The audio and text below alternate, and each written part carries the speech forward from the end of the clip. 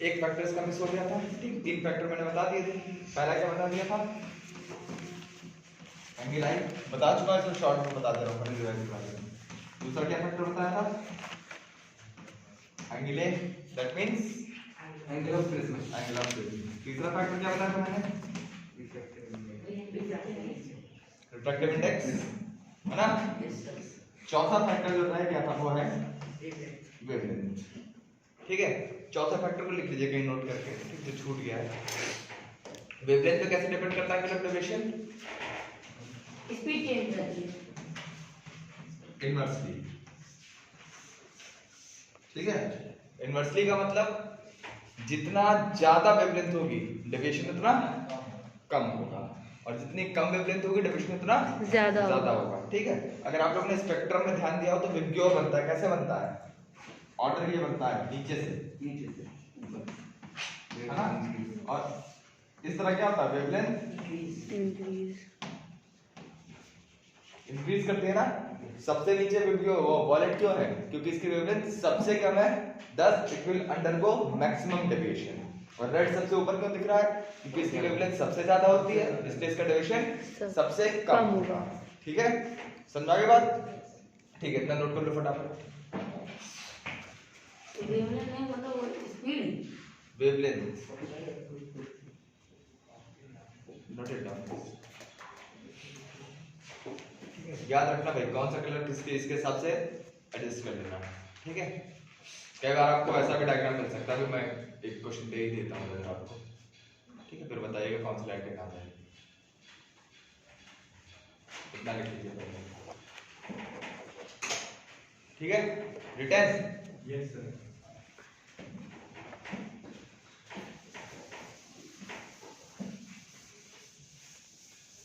चलो एक छोटा सा एग्जांपल कर लेते हैं।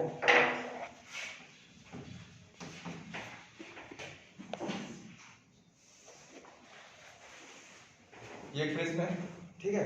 अच्छा ये बात तो आप लोग पता ही होगा, मोनोक्रोमैटिक का मतलब होता है सिंगल कलर्ड लाइट, पॉलीक्रोमैटिक का मतलब मल्टीपल कलर्ड लाइट, मतलब कई कलर्स हैं उसमें, ठीक है। व्हाइट लाइट क्या होती है, पॉलीक्रोमैटिक, 7 कलर्स होते हैं ना उसमें, कॉम्बिनेशन ऑफ कलर्स है, तो वो पॉलीक्रोमैटिक है। क्रोम का मतलब होता है colour, and mono and poly means the number, ठीक। मोनो मींस 1, क्रोम मतलब कलर, तो मोनोक्रोमैटिक मतलब वन कलर्ड लाइट, पॉली मतलब मैनी, एंड क्रोम मतलब कलर मैनी कलर्ड लाइट, ठीक है। तो अब अगर 7 के 7 कलर होंगे तो वो लाइट कैसी हो जाएगी, व्हाइट। लेकिन अगर सातों कलर नहीं है तो it's not necessary the light will be white, वो डिपेंड करता है कॉम्बिनेशन पे, ठीक है। बट वो अभी आपको नहीं जानना कि क्या कलर आएगा कंबाइन करके, अगर सातों ना हो तो, ठीक है। चलो एक क्वेश्चन मैं दे रहा हूं, जरा इसको बताइए क्या होगा। मान लेते हैं एक लाइट रे है, ठीक है, और इसमें कलर्स हैं ब्लू,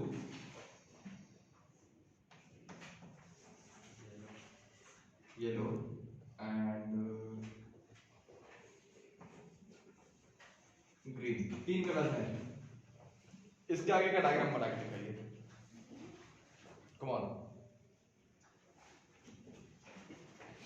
डिस्कशन होगा ही होगा, कैसे होगा, किस ऑर्डर में होगा, कौन सी लाइट किधर निकलेगी, you have to do it, ठीक है।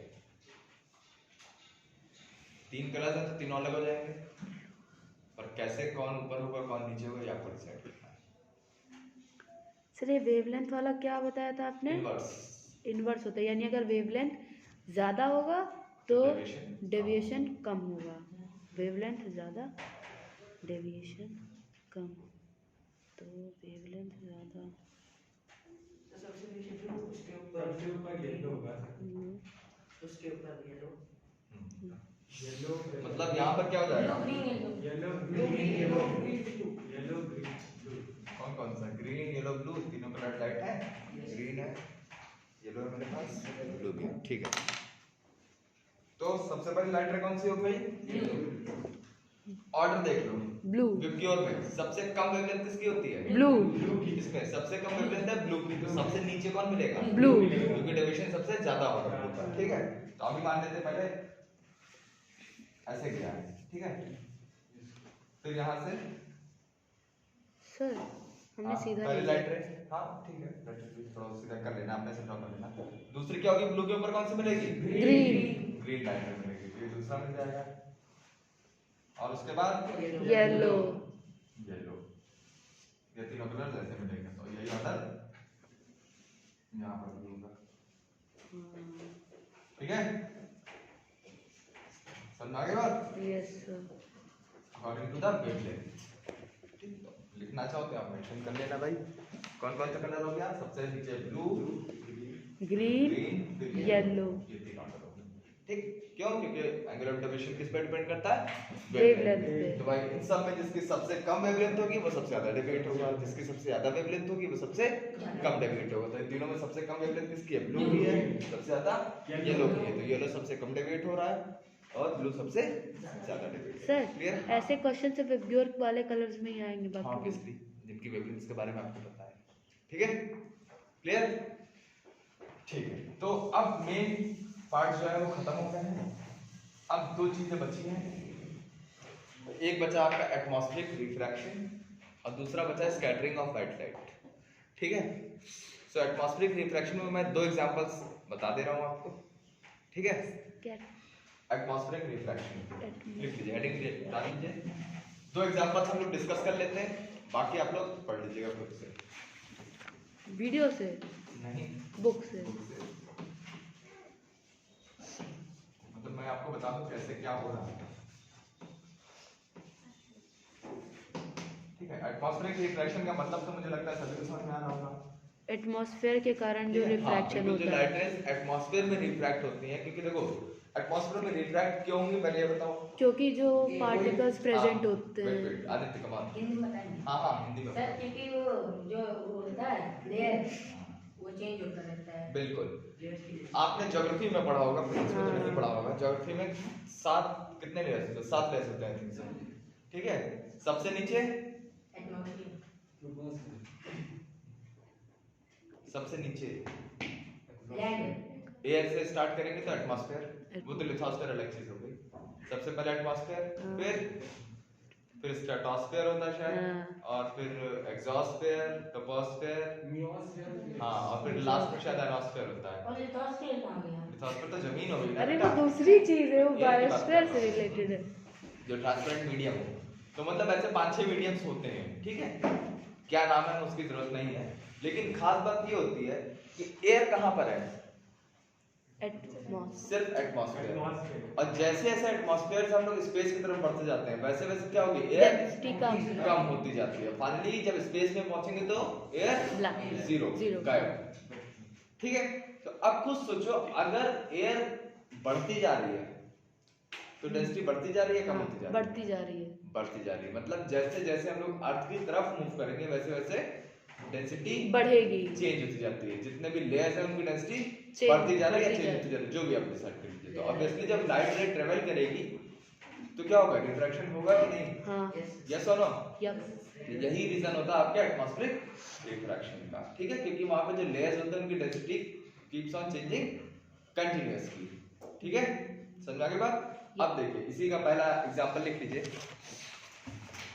Stars twinkle, it's stars appear to twinkle, या ट्विंकलिंग ऑफ स्टार्स, जो भी लिखना चाहो वैसे लिख लो। Twinkles. Now why does the stars twinkle, आप बताइए, फिर मैं बताऊंगा। अगर कोई किसी को लगता है कि आप बता सकते हैं, एक्सप्लेन कर सकते हैं, बताएं। हाँ बताइए। कमान ये लिखी ना है। कमान कमान बोलो। चलो ट्विंकल नहीं करते हैं सर, क्योंकि वो जो हम लोग की लेयर होती है उसमें जो लाइट आती है तो वो अपना पाथ चेंज करती हुई आती है, तो वो हमको दिखता नहीं है। ठीक है, मतलब कि ये कभी दिखेगा कि वो जल रहा है, कभी दिखेगा कि एकदम धीरे। ओके। और क्या बस ठीक है, कोई बात नहीं, मैं बताता हूँ। फॉर एग्जांपल देखिए होता क्या है, मान लेते हैं यहाँ आपका स्टार है, जो भी स्टार, मैं ऐसे स्टार बना पाता हूँ भाई, बीच से रब कर इससे दीजिए, अच्छा मैं बना पाता हूँ। रब कर दीजिए बीच से, ठीक है। बन जाएगा। बात बहुत अच्छा बन गया, ठीक है। ये एक स्टार है। अब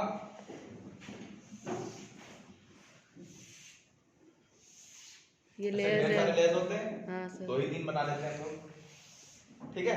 अब मान लेते हैं यहाँ से एक लाइट रे आना स्टार्ट हुई सबसे पहले। अब क्या होगा? 2 refraction, again refraction, refraction, refraction. और यहाँ मान लीजिए खड़े हैं हम, सर। मतलब आप लोग आप खड़े हैं, बीच में क्या निकाल?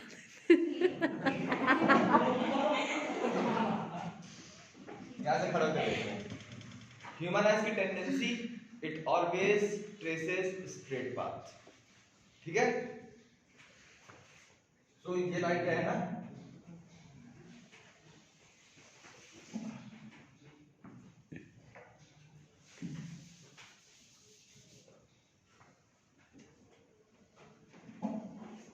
इसको स्टार कहीं यहां नहीं,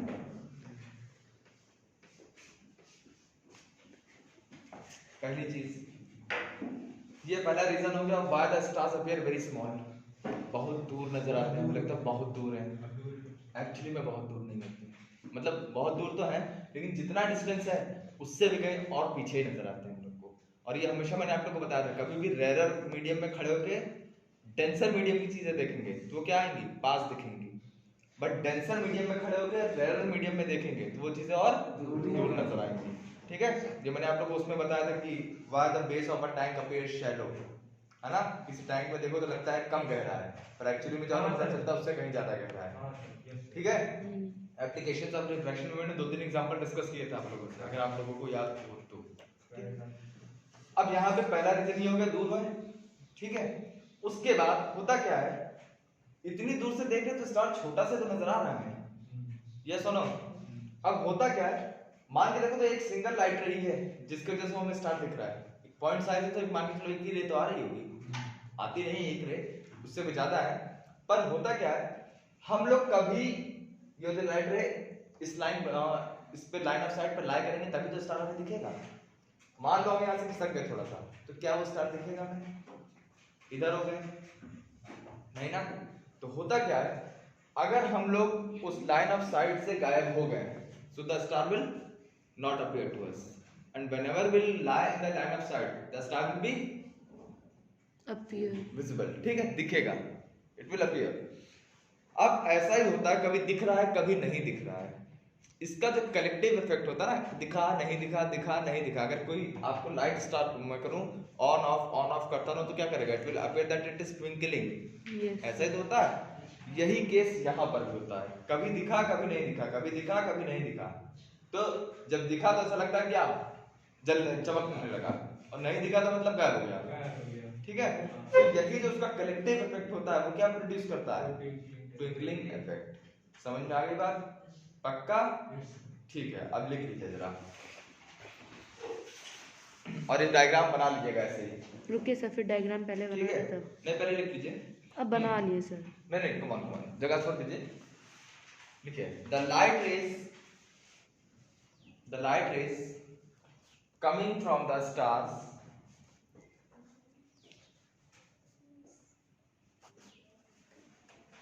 undergo continuous refraction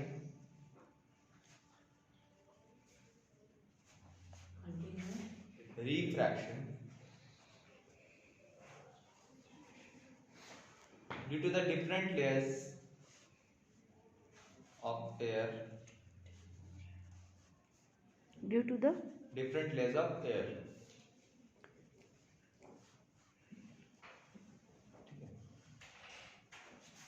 full stop। आगे लिखो, if we lie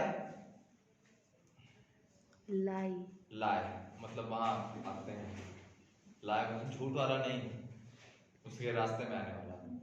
if we lie in the path of line of sight of that refracted rays, then of that refracted line of sight of that refracted ray, then the star is visible to us.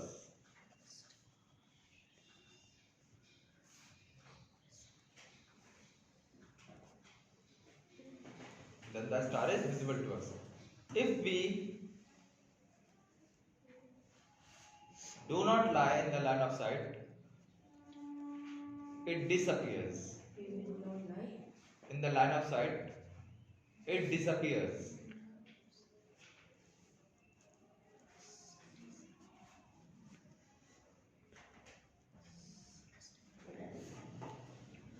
Full stop. This collective effect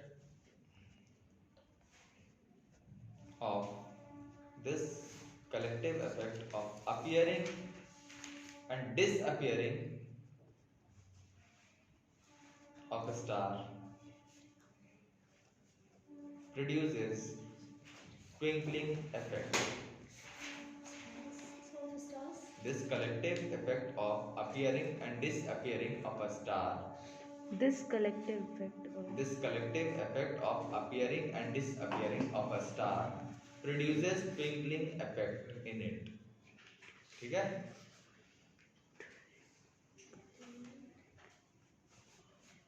effect of stars. Twinkling effect of stars. हाँ, ठीक है। और इसको एक चीज तरीके से और समझ सकते हैं कि जैसे मैंने एक ही लाइट रे बताई ना, जितनी लाइट रेज उस स्टार से आ रही होंगी क्या सब एक ही तरह रिफ्रैक्ट हो रही होंगी? अलग अलग पॉइंट्स पे आ रही होंगी। एक ही लाइट रे नहीं हो सकता, इधर भी एक लाइट रे, उधर भी एक लाइट रे, इधर भी कई लाइट रेज है, तो बहुत बड़ा है भाई, उससे जाने कितनी लाइट रेज आ रही होंगी, इनफाइनाइट। सो हम लोग आगे पीछे बढ़े, कभी ऐसा आपने देखा होगा खूब मूव करते हैं तो भी स्टार दिखता रहता है, तो इसका मतलब लाइट रेज ढेर सारी जब भी लाइन ऑफ साइट में आएंगे, अगर कहीं गायब हुआ तो मतलब अब उस जगह से जहां से हम देख रहे हैं अभी, वहां पे उसकी कोई रिफ्लेक्टेड रेज नहीं पहुंच रही होंगी, ठीक है, तो वो में गायब हो जाएगा। और जैसे हम लोग किसी भी लाइन ऑफ वो रिफ्लेक्टेड रे की लाइन ऑफ साइट में लाई करेंगे, तुरंत हमें स्टार दिखने लगेगा। तो कभी दिखा, कभी नहीं दिखा, फिर नहीं दिखा, यही करते करते क्या होगा, लगेगा हाँ ठीक करोगे। Got it? नहीं, मुंह में क्यों नहीं होता? सब बता रहा हूँ, है क्वेश्चन, ठीक है। सुनो, अब मून वाला लिखाएंगे नहीं, ठीक है, आप सुन लीजिए, एक और लिखाऊंगा बस, ठीक है। ये बना दो। हाँ बिल्कुल, मून, प्लैनेट्स, ठीक है, ये लोग ट्विंकल करते हुए नजर नहीं आते हैं कभी। उसका रीजन, पहला रीजन या सबसे important reason, they are very close to the earth as compare to the stars, ठीक है। प्लैनेट्स में तो खुद की लाइट भी नहीं है, मून में तो है कि नहीं? सूरज की है ना? जैसे सूरज की सन की। पक्का? हाँ सर। ठीक। सो ये जो लाइट रेज आ रही प्लस ये इतने बड़े हैं ना कि हम लोग इनकी लाइन ऑफ साइट से बाहर जा नहीं सकते, इतने पास हैं, जिसकी वजह से इनका साइज बड़ा दिखता है ना। और पिंक स्टार कितना बड़ा दिखता है, पॉइंट साइज, और मून कितना बड़ा दिखता है, बड़ा सा दिखता है ना।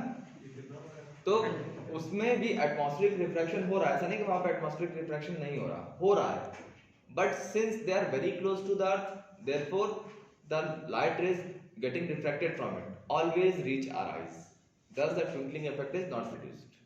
दोबारा बताइए। क्योंकि स्टार कह रहा हूँ, moon and planets all of them are very close to the earth as compare to the star, तो इनके वजह इनसे जो लाइट रेज आ रही हैं वो रिफ्रैक्शन के बाद भी ऐसी जगह नहीं जाती कि हम लोग उनकी लाइन ऑफ साइट से अलग हो पाए, ठीक है। उनसे जो रिफ्रैक्टेड रेज आ रहे हैं हम लोग लाइन ऑफ साइट से अलग हो ही नहीं पाते हैं, just because of their distance, and that is the reason they never appear to be twinkling। अगर ये भी बहुत दूर होते हैं ट्विंकल करते नजर आते, बिल्कुल। और अगर आप देखें तो स्टार्स क्या होते हैं, सन भी तो एक स्टार है, ये ट्विंकल करता नहीं नजर आता भाई, क्योंकि पास में सेम रीजन, ठीक है, पास में इसीलिए तो बड़ा है, बाकी जो स्टार्स बहुत दूर है वो शायद सन से भी बड़े हैं, अब कई गुना बड़े हैं, ऐसा नहीं कि थोड़ा बड़ा, बहुत बड़े सन से, लेकिन वो जल जाएंगे, हम लोग जाएंगे तो जल जाएंगे, तुम पहुंच नहीं पाओगे, ठीक है।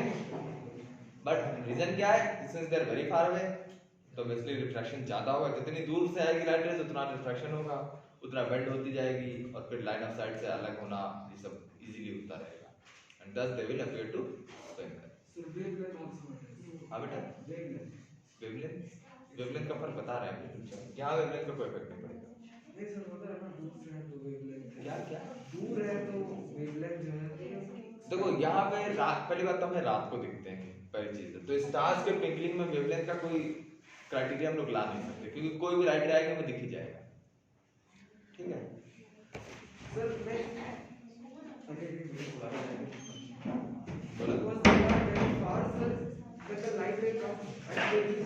आई अग्री, आप जो कहना चाह रहे हैं कि दूर से आएगी तो ज्यादा से ज्यादा लाइट रे डेविएट होती चली जाएगी ना, थोड़ी बहुत लाइट रे बचेगी, यही तो कहना चाह रहे हो। तो भैया रात को कौन सा कलर दिख रहा है तुम्हें? वाइट, है ना। और स्टार कभी तुम्हें मल्टीपल कलर में दिखता है, नीले पीले रंगीन, एक ही लाइट रे दिखती है, ब्राइट येलोइश, है ना। क्यों? स्टार से जो लाइट रेज दिखती है हमें रात को येलोइश दिखती है, सफेद दिखती है एकदम। हाँ सर थोड़ा sir star is white and sun is also white. हाँ तो वाइट तो होता ही है, लेकिन रिफ्रैक्शन जिसकी आप बात कर रहे हैं तो इसीलिए तो कुछ कलर्स थोड़े हल्के चेंज मिलेंगे, ठीक है। और डिस्टेंस का यार रिफ्रैक्शन होगा, लेकिन डिपेंड करता सारी चीज में, उस समय लाइट है ही नहीं तो तुम्हें दिखेगा भी नहीं। प्रॉब्लम ये होता तो बहुत कुछ है, लेकिन उसके अलावा कहीं ज्यादा दिखता है तुम्हें, तो लाइट कहाँ से दिख जाएगी भाई? क्यों खुद को कंफ्यूज कर रहे हो जबरदस्ती, ठीक है। चलो नेक्स्ट लिखो, sun appears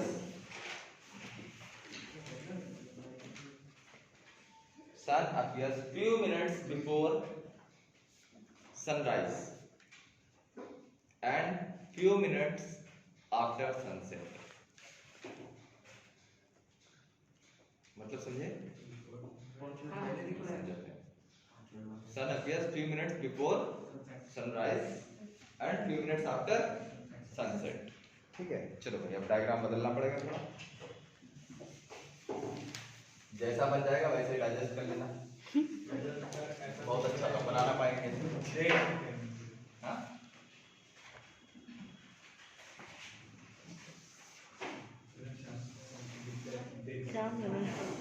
ये से बना देते।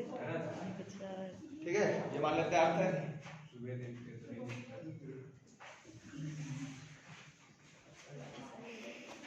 ये सन है और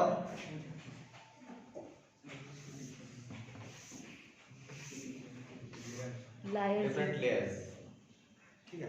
फिर यहां से क्या होगा बताओ? अगर हम लोग यहाँ खड़े हैं, क्या आपको लाइट रे दिखेगी? नहीं दिखेगी। पहली बात तो देखो, हम लोग कैसा पास प्लेस करते हैं, बिल्कुल सीधा, है ना। अब ये आपको देख के लग रहा है ऐसे नीचे झांक के दिखेगी, क्योंकि अर्थ इतनी छोटी नहीं कि तो झांक के देखा तो नीचे दिखता है, ठीक है। सर जब रे इसकी आएगी तो सर जब स्कैटर करना शुरू करेगी तो स्कैटर मतलब जब रिफ्रैक्ट करेगी। अब देखो सीधा पास लो, यहाँ पर देखो जो लाइट रेज इधर आके ब्लॉक हो जा रही हैं उनकी तो बात छोड़ दीजिए, जो उधर लेकिन since the density keeps on increasing तो लाइट रिफ्रैक्ट करेगी। अब ध्यान से देखो, कोई लाइट अगर ऐसे जा रही थी तो क्या होगी? इधर गई, इधर गई, इधर गई, इधर पहुंच गई। यही बता रहे थे। बेंड होती जाएगी ना टुवर्ड्स द नॉर्मल, इधर से जो हो रही हो तो यही नहीं ब्लॉक हो जाएंगे, हमारी आइज तक कुछ लाइट रेस पहुंचेंगी, ठीक है। आई बस में, लेकिन फिर भी सफिशिएंट अमाउंट में पहुंच जाती है, लेकिन बहुत देर तक नहीं, क्योंकि उतनी देर में सनराइज हो चुका होता है। तो सन हमको वहां नजर आया 2-3 मिनट होता है, ज्यादा नहीं, 2-3 मिनट पहले जो सनराइज का टाइम आपको एग्जैक्टली दिया जाता है, उससे 2-3 मिनट पहले ही सन दिखना स्टार्ट कर देता है। और जो सनसेट का टाइम आपको बताया जाएगा, जनरली न्यूज़पेपर्स में डेली निकलता है, कभी चेक करना। हाँ सर 5:45 मिनट। हाँ, जो सनसेट का टाइम आपको बताया जाता है उसके 2-4 मिनट बाद तक दिखता है, क्योंकि दोनों केस में सनसेट और सनराइज दोनों केस में पोजीशन तो यही होती है सन की।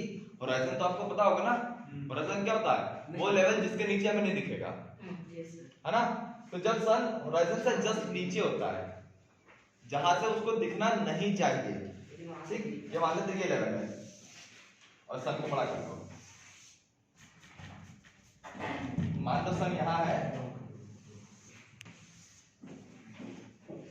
और यहाँ से हमें सन नहीं दिखना चाहिए था, ठीक है, ये लेवल होता है ना, यहाँ से सन नहीं दिखना चाहिए था, but due to the reflection light ray कैसे रिफ्रैक्ट होते चली जा रही है, टुवर्ड्स द नॉर्मल बेंड होती चली जा रही है, जिसकी वजह से लाइट रे क्या होगी, निकल यहाँ से जानी चाहिए थी, जो कि लाइट रे हम तक नहीं पहुंचती अगर ये लेयर्स ना होते।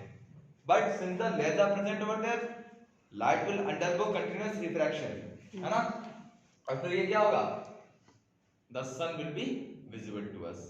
जब सनराइज होता है तब सन इधर से मूव करके ऊपर जा रहा होता है, ऐसे समझ लो, और जब सनसेट हो रहा है तो नीचे आ रहा होता है ना।